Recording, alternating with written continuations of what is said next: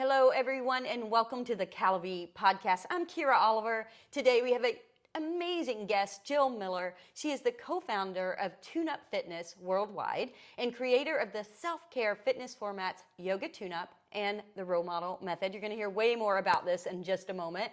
With more than 30 years of study in anatomy and movement, she is a pioneer in forging relevant links between the worlds of fitness, yoga, massage. Okay, these are all my favorites. Athletics, I'm an athlete, and pain management. Please help me. She's also the author of a few books, The Role Model, and is it Body by Breath? We're going to talk more about that, and I believe she's even in a couple of other books. So we'll learn more about that in a moment. Jill, welcome. Thank you for having me. Thank you. I know the guests are having so much fun and we want to hear about that. But before we do, will you just tell us a little bit about your background, maybe a little look into your personal life? Oh, personal life. Well, my work is very personal because this path came to me as a way of treating my own pain and really trying to uncover and discover really origins of pain, and many other things were disclosed along the way. As I really enrolled students in my methods, we started learning a lot more. We started going beyond basic biomechanics and learning a lot more about emotion, about breathing dysfunction, about, I hate to say it, but other autoimmune related issues, so systemic issues that weren't necessarily just about shoulder pain per se. Now, so I'm curious if you're willing to tell us a little bit more about the issues you have, because, you know, I find that every single guest that comes here, guest presenter that comes here, and they're an expert in their field, but there's a personal reason behind it. So if you could share a little more, maybe? So I turned into a little mini yogini at the very early age of 11. So I was actually the chubby kid. I was overweight. I wore glasses. I grew up in Santa Fe, New Mexico, off the grid in a solar home with my mother. Wow. And I just watched a lot of TV, and I wasn't really that active. And then one day, she brought home in 6th grade, or maybe between 6th and 7th grade, the Jane Fonda workout. I'm dating myself.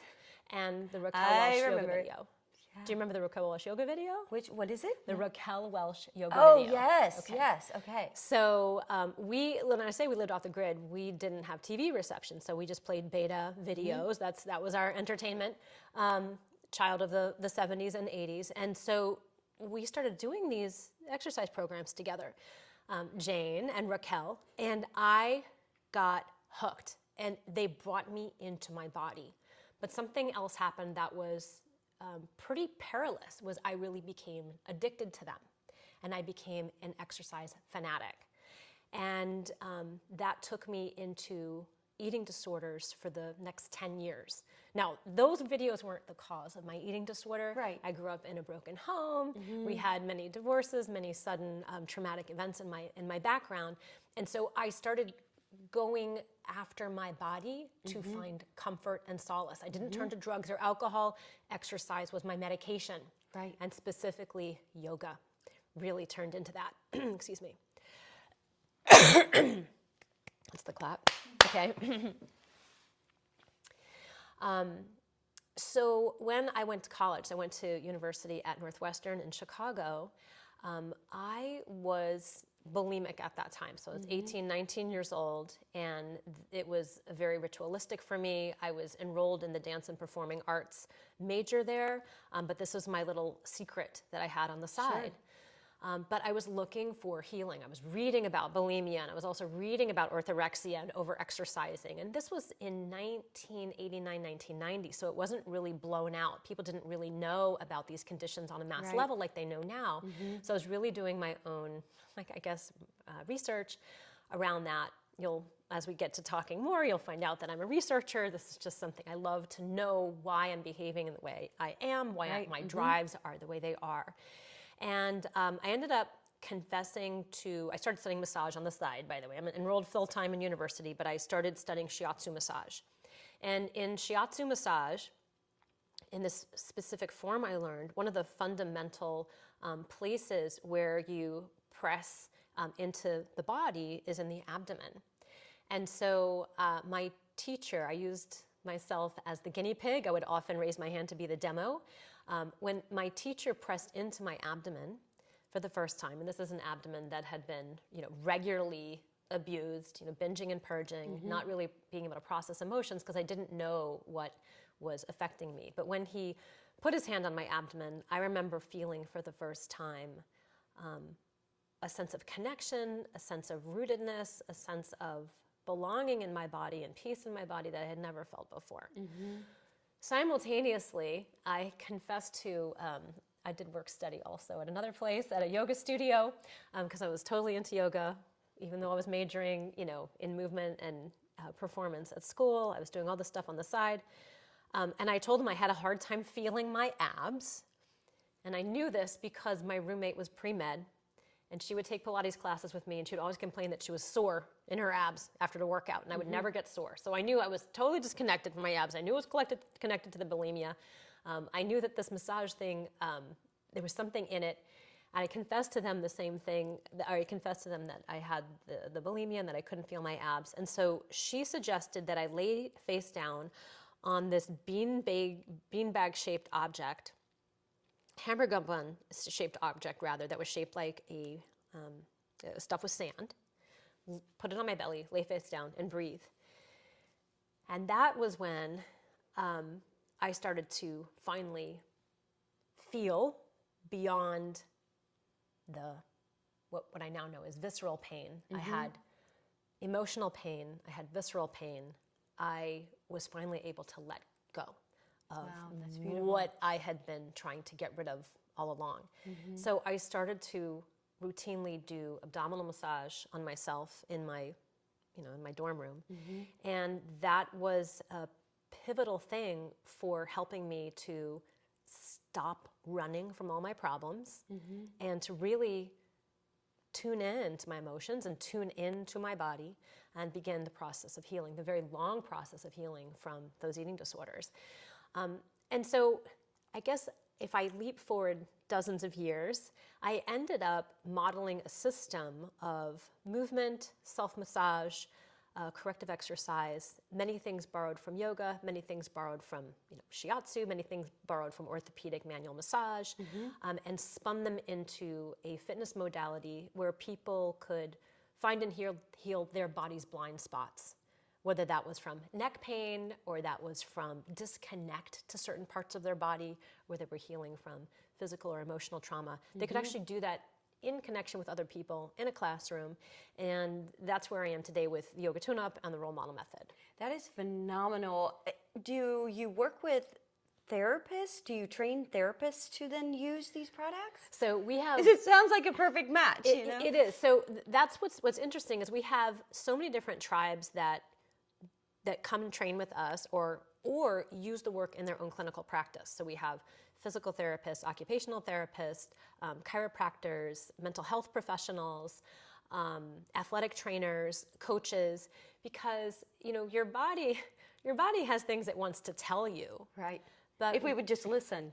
And these tools and the approach we have allows for you to listen. So we set up conditions where listening and communication is possible, because your mind and your body are the same thing. You have a physical body that houses your brain and all of its nerve endings, and there is a constant flow of communication. And if we are able to adjust our perception just this much, all of a sudden we finally can hear what these parts have been screaming all along, and then we can attend to them. We can attend and befriend them in ways that they have been disavowed or let go or forgotten, or just running past them. You're pushing past it all the time. So this is this way of self-connecting. And on a scientific level, our body parts, the way they talk is called proprioception, and our physiology has its own way of speaking, and that's called interoception. And so we bring these sort of scientific terms. We help people understand Latin, not just yoga terminology, right? So that we can then have crosstalk with these other professions, which is one of the reasons why so many different clinical pros come and work with us, so that they can learn to dialogue and to create this crosstalk with the general population. And really, this stuff works really well for homework. Yeah, right. And so, do you use this with meditation?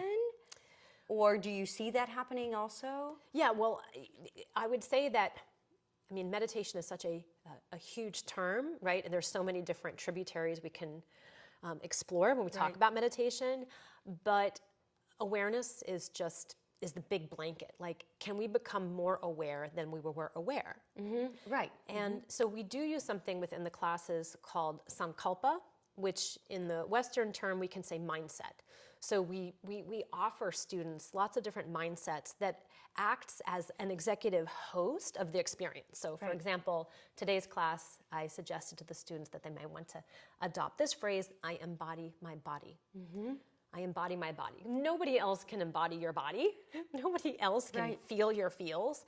And so that's a practice that we do.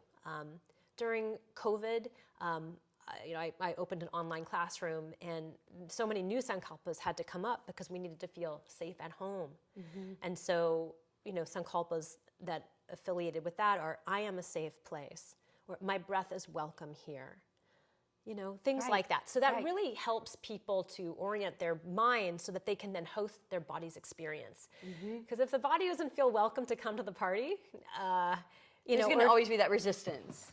There's always going to be that resistance, and it really is that reparenting of those parts of you that you punished, or you bullied, or you shuttled out, and we really need to give them a chance to speak out and to have their tantrums or their emotions or their joy that may not have been expressed. So I know it sounds really esoteric, but it happens. You'll see people rolling in my classroom, and all of a sudden they'll just have tears coming down their face. They don't know why they're letting down. They don't know why they're having this emotional experience.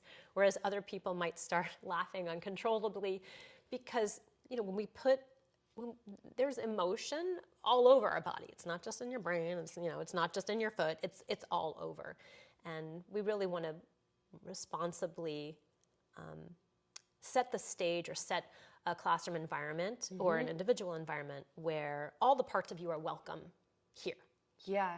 No, I love that. And actually, I'm going to reach down here and grab this because I think we should talk about this. And before I do that, I want to thank you for sharing that. I know that was very deep, but there are so many people out there that are afraid to express or share something that's happened to them. And I think when we do that ourselves, we help others to understand it is okay. And by the way, we might actually have a tool to help you. Absolutely. We have to learn the tools. Okay, so I have the whole bag of goodies here.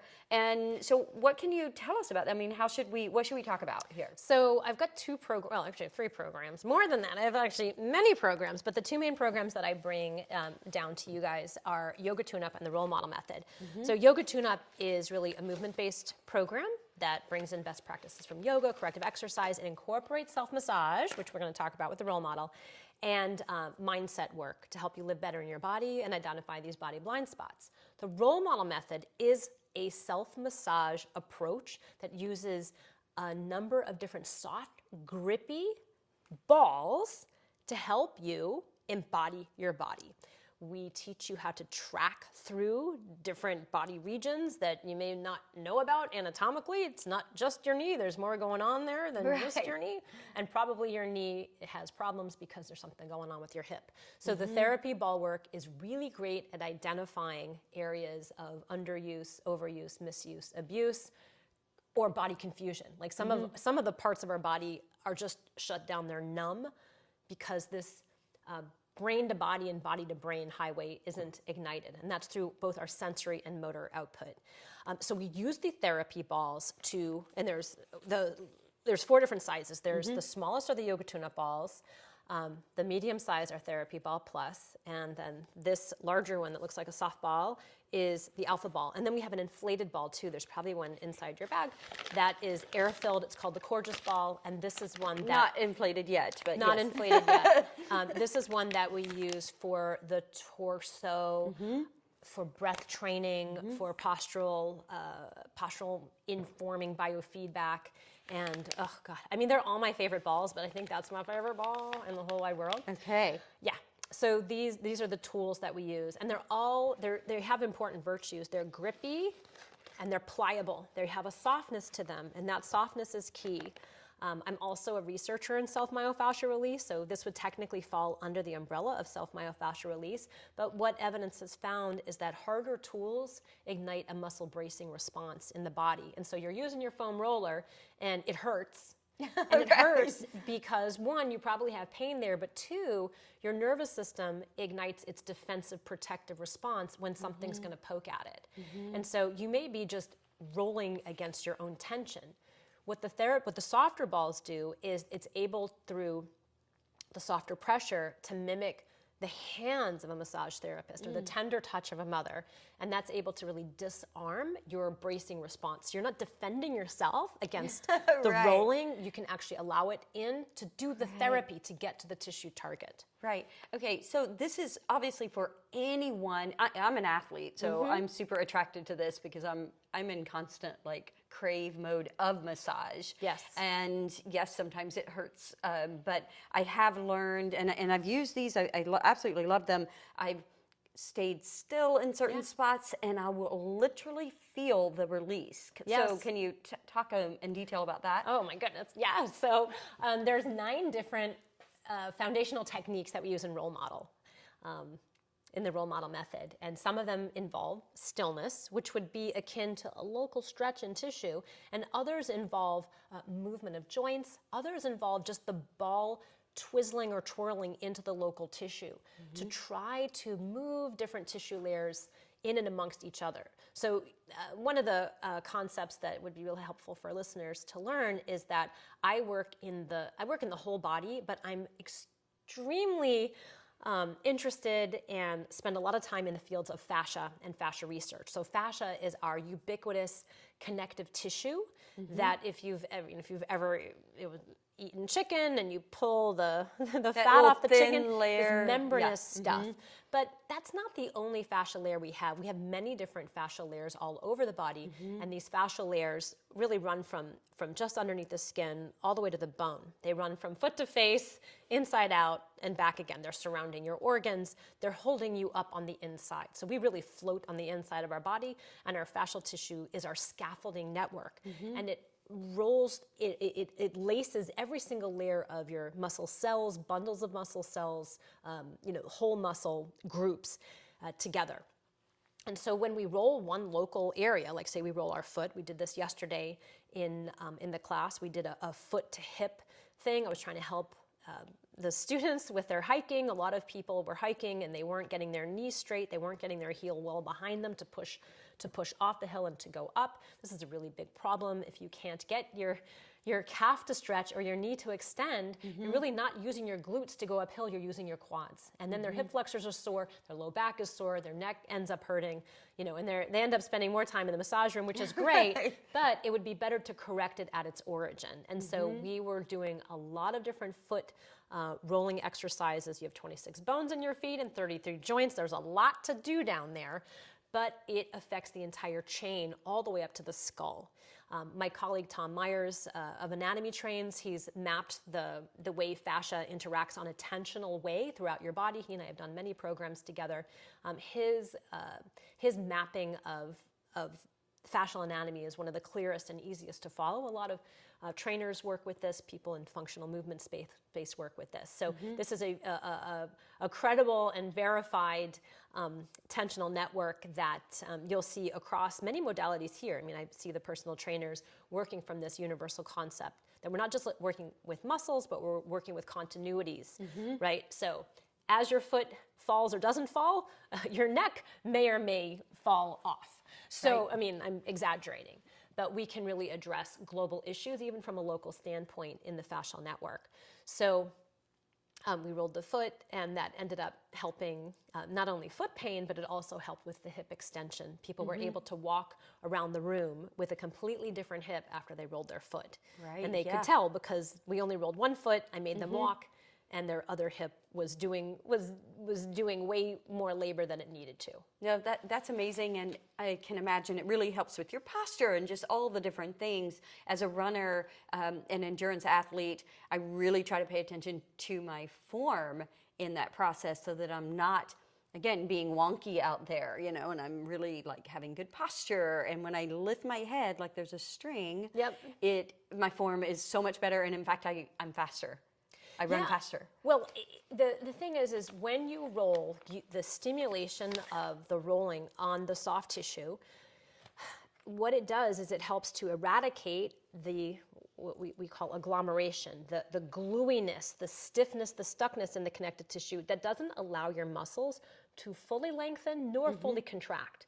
So basically you are bypassing all of these different fascicles, so different contractile elements within your muscle. So if you're bypassing certain chunks of your muscle, that means other chunks are overdoing it. Right. And that's when we end up having these knots and these miserable, frequent, chronic recurring pains. But you can address it just with a little bit of rolling, can make a huge difference in a very short period of time. So if somebody were to do this every day, and I want to make sure everybody sees this book, we'll talk about the other one too, but this is the one you've mentioned a few times, the role model. But if you were to say, okay, to start off, 10 minutes a day, 5 minutes a day, what would you suggest? Oh, God, I mean, a little bit every day is really great. Obviously, I'm such a proponent of this. I would say, try to, do this while you're watching TV. Like, get down for 20 minutes while you're watching your favorite show, or even stick them underneath you on the couch and just sort of, grind around on your outer hip.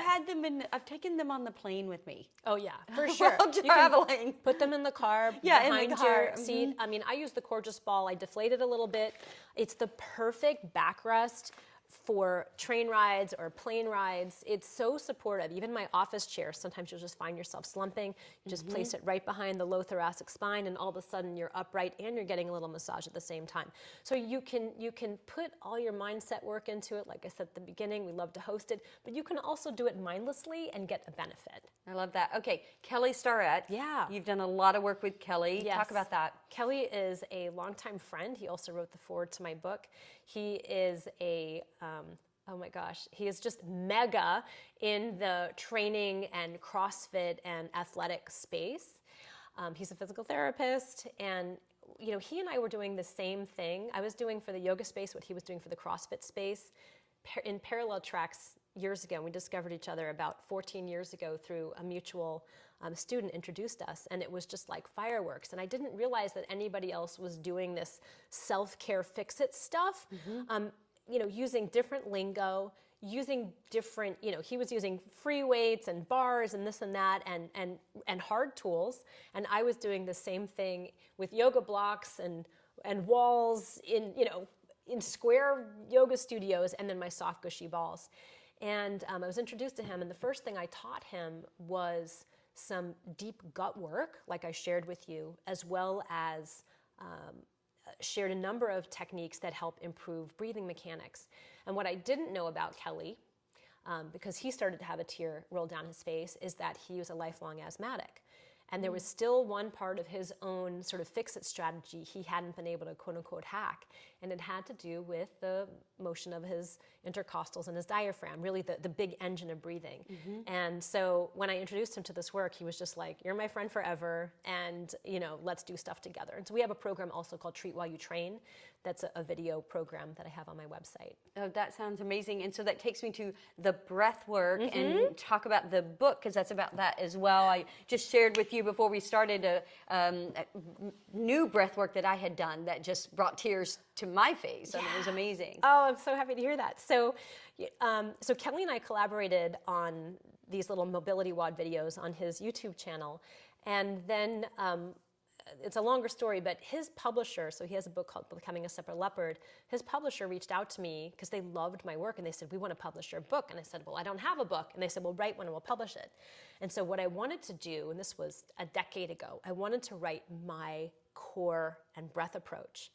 But if you can dial back to 2011 or 12, breath work wasn't trending. I mean, self-myofascial release was barely trending, but I knew that that was a rising trend. And I knew I needed to get my voice out there in the marketplace. And so I wanted to present my therapy ball work as a foundational sort of lattice for my overall approach.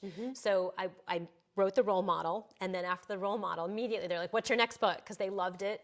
And so I've been writing for 7 years, because I've been busy having babies too, for 7 years, my next book, which is called Body by Breath, The Science and Practice of Physical and Emotional Resilience. Love that. And that's due at the end of this year, 2022. Okay. Yeah, we're working on graphics right now. So insight into breath work, Yes, if you can ma'am. just give us a short insight into that. Well, so breathwork is trending in a huge way, and we can thank James Nestor's book, Breath, for that. We can also thank Wim Hof. There are a number of other players in the breath space, my friend Belisa Vranich as well.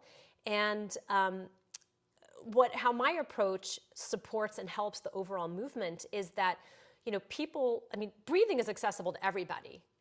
You should do it all the time. However, what many people don't realize is that how you do anything is how you do everything. And so if you are a desk jockey, which all of us are because we hold our cell phones all the time and we hold our tech all the time, that tension pattern from eyes and hand up to the neck and shoulder makes you recruit additional muscles to help you breathe that you don't need.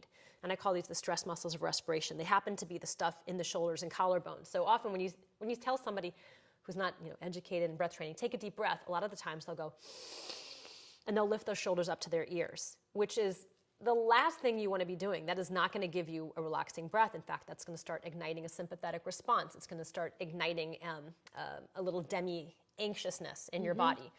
So a lot of what we do in Body by Breath is I use my tools, especially the Coregeous ball, to give people the pressure and biofeedback in their trunk, their pelvis, abdomen, and rib cage, and learn to decondition the over-clasping of trying to snarf breath through your neck muscles and your upper shoulder muscles. It's really dysfunctional overall. So I'll even see this in the breath space. I'll see people doing breath stuff and they'll be really overusing their stress muscles of respiration because they haven't learned truly how to allow the diaphragm to descend and ascend.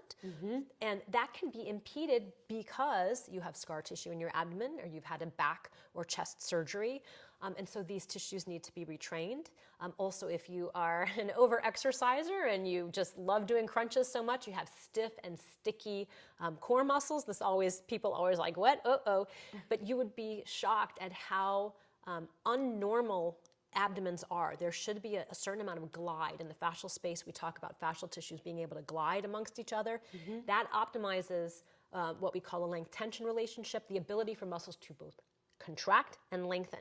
So you think you're really fit, you think you've got tight abs, but your abs are not elastic. They're just over-taut, over-tensioned because the fascial tissue has gotten all gluey and sticky. Right. So we do rolling for the core muscles from soup to nuts, and I'm not kidding. We massage the pelvic floor, but all of this really helps to employ and deploy better elasticity. So we get into the lining of our birthday suit, and we're really able to have breaths that don't end up stressing us out. Right. So when I was doing it, the breath work, I was having to learn everything you just said. It was very new to me because I had done some, but not much. And I came out of it definitely very oxygenated.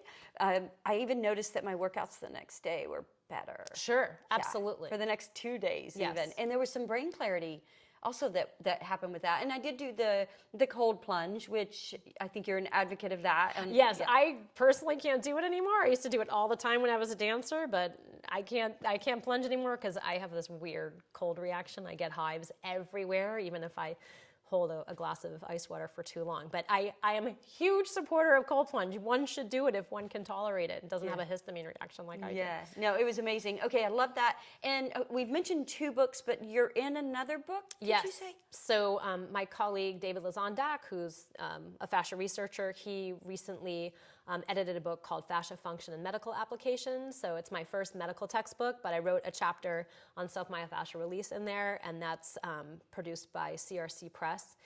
And it's just really nice because my father being a doctor, it was really nice that I have a book that on the spine it says medical, and we're already working on the 2nd edition. So it's been been a runaway success amongst the nerds. Yes. Well, I love that you're helping so many people. I love that you have brought your expertise here to Cal-a-Vie, and I know we're going to see you again. What should people expect if they are here during the special Jill Miller week? Yay. What should they expect? they should expect to learn heaps about their own body and how it moves. They should also expect to learn about their body's blind spots. They're going to discover areas of their body that have been shut down or overused, or the parts of their body that have been bullying them around. Coming into the classroom, usually we go topically. So this week, the topic of our first day was hips. Our second day was shoulders. We also addressed upper cross syndrome today.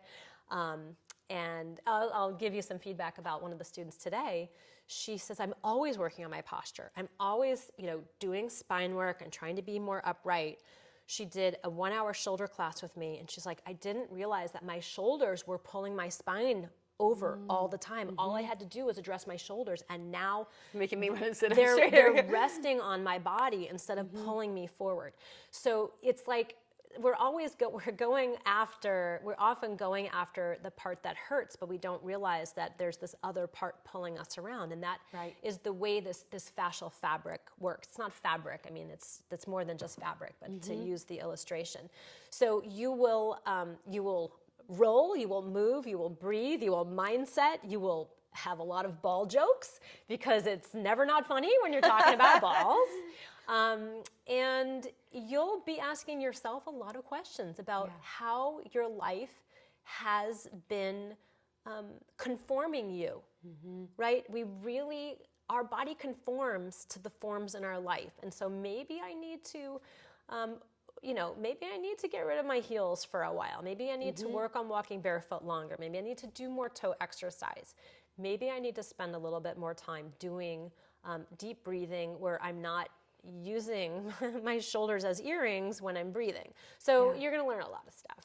No, I love that. We are about self-care here. Yes. From every aspect, from the moment you wake up until you go to sleep, and your food and your nutrition and, how you sit at the table, all the things. But we have a great time here. I love that you are helping so many people with your vast knowledge. That's beautiful. Thank you. Well, I mean, you give me great students to work with. They're all so interesting, and they come with such interesting history. Well, I love that. You're helping millions of people, though, well beyond here. Of course, we hope all those millions will just come here and meet you and be with you. So as soon as we know the new dates for next year, we're going to bring you back, and I can't wait for that. How can people find you? How can they work with you? What do you recommend? Well, we have a very robust website, tuneupfitness.com. I have an online classroom called Move, Breathe, Roll, where there's new classes every week, and I interface. We do Zooms where I interact with students so they can bring their questions. I can design personalized classes for them.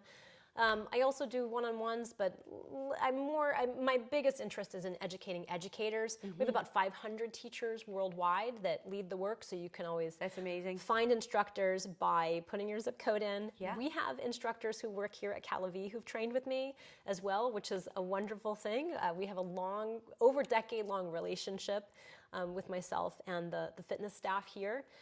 You can also find me on Instagram and Facebook. You can find me at The Jill Miller on Instagram. And then, you can find us at Tune Up Fitness. That's my brand.